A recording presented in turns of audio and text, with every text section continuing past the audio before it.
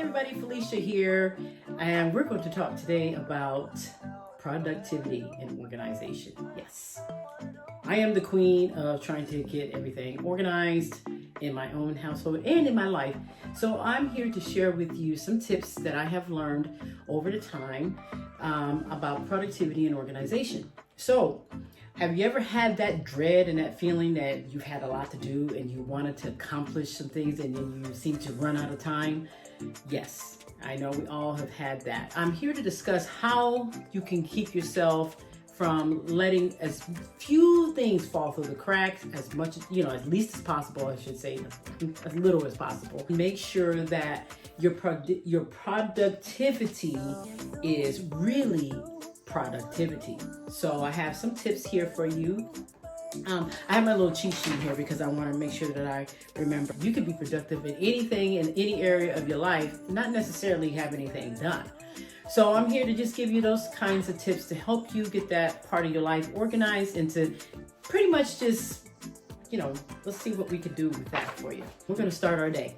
The first thing is we want to be consistent with your wake up time. Your wake up time is very important. Even if you wake up in the middle of the morning or even the afternoon, you want to make sure that it's consistent. Well, consistency is always the key in getting things organized in your life. So that is the first thing you want to make sure that you do. So let's say you wake up at 6 a.m. That's great. Just keep doing it. Let's say you wake up at 9 a.m. Okay, that's great. Keep doing it. Let's say you even wake up at 12 p.m. That's fine. Keep doing it, but make it consistent. There is one tip I do have to say. If you are a late morning, early afternoon riser, you want to make sure that whatever it is that you have to get done that day, you have enough time to accomplish it. So that's a little side. All right, so the next thing we want to make sure is that we want to collect your thoughts before progressing through with your day.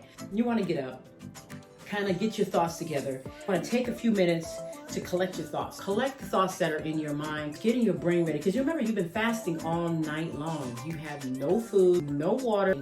And then you want to make sure that your body when you first get up out of bed, you just want to give yourself a few minutes, just a few minutes to collect your thoughts in the morning. Don't dwell on your to-do list. Don't dwell on anything that you got to do. Just get yourself together, refresh, look out the window, look at the bright daylight. And if it's raining, look at the rain, And if you're a person who works in the evenings or things like that, look at the stars. I mean, hey, they're out there at night. My go-to drink in the morning is coffee. I am a coffee fan. Get that water or coffee or tea, and you just sit down and then you can go over your to-do list and what you have to do and prioritize. Now, if you're a day planner, that's when you want to plan your day. If you are a day before planner like I am, which I like to plan my day the night before, so when I get up in the morning, I just view my checklist or my task list on what I want to do. That's how I plan my day, and that's how I do mine. So I am that kind of a planner person. Oh my gosh. Anyway, so that's what I do. And speaking of planner, I went back to my bullet journal. Yes, I did. Yes, I did. This is my bullet journal. It is the new edition. This is the second edition of the new bullet journal here. And this is in no way any advertisements for the bullet journal itself. This is a Lantern bullet journal, which has the dot grid. Oh, excuse me, I have stuck some papers in here. And we can look a closer look at that, but I went back to it. I was using the Hobonichi planner for a long time, for about 6, 8, 7 months. And I decided to go back to bullet journaling because I miss doing the mandalas. And if you guys have seen my mandalas, you've seen the beautiful artwork that comes out of doing the mandalas, and plus it's therapeutic. But now I'm back into my bullet journal because my Hobonichi was great. Don't get me wrong. All the days were planned out, beforehand, like they had the dates and things like that on it. But I found that I was missing, and I felt like I was missing something. My mandalas were very important to me, so I went back to my bullet journaling. I still kept the bullet journal method itself. So there is a difference. Bullet journal, and then bullet journal method. So just make sure we got that clear. So the next thing that we have here is number 4. I don't think I even numbered these. Okay, so number 4. I'll go back over that. So number 4, do not put too many tasks on your to-do list. That is a common mistake that a lot of people make. they don't set realistic goals for themselves. And so if you don't set a realistic goal on what you want to accomplish that day, you won't get it accomplished.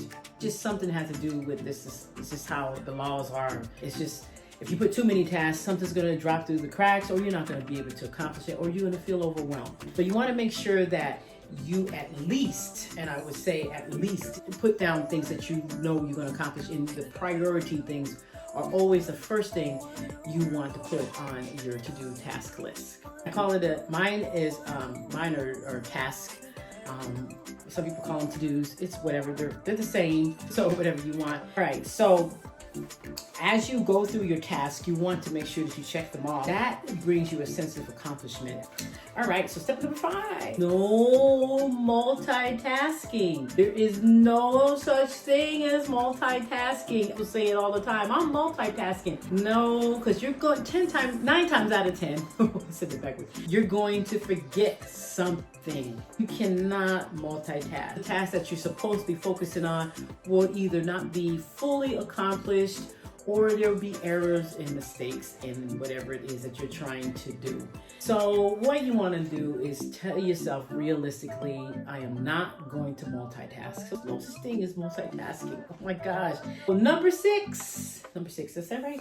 And number six. Do not beat yourself up if you don't accomplish any of your tasks. Okay, so let me rephrase that. When you write your task list out, your daily task list out, you want to put your prioritized items first. If you put those first, you're more likely to accomplish your prioritized task first. So make them your priority, putting your most important task first. Don't beat yourself up if you don't accomplish the rest of your task. The rest of the task is just pretty much fluff. Things that you have to get done, but not necessarily that day. Or things that you want to get done, but not necessarily that day, and it could be 2 or 3 days from now. But as you go, do not beat yourself up, because there is always another day. You take those tasks that you did not finish the day before, and you move them forward. There are cues in things that we do for the bullet journal method. There are check marks, there are circles, there are X's, and there is the little triangle that shows that you're moving things forward. It's like an almost full triangle. These are the things that are used in the bullet journal method. So you can have any binder, any planner, anything, but you can use that bullet journal method in any planner. This is the bullet journal itself, and it has a little raised thing that says bullet journal. But the bullet journal method is what I use inside of this bullet journal. Okay, hopefully we got that straight. So I hope this helps. If you have any questions or concerns or anything like that, be sure to leave any other comments below. And if you like this video, and if you want to hear any more tips on organization or anything like that, or how do I organize anything, or what to organize, and or when to get started, or anything like that, feel free to post your questions below. I will be more than happy to give you the answer to those tips or those tricks, or the things that I found that worked for me and may not work for you. You never know until you try. All right, guys, I want to thank you so much for watching, and be sure to hit that subscribe button if you like the content that you are seeing. I have so many adventures to share with you. So many of them coming up this year. It's not even funny. School starts here in less than 4 weeks, but I would definitely like for you to subscribe to my channel. And also be sure to tune in, because I get to go on campus this fall, and you get to see some of my campus. So I want to thank you guys so much for watching. Have a great and wonderful rest of your week. Peace.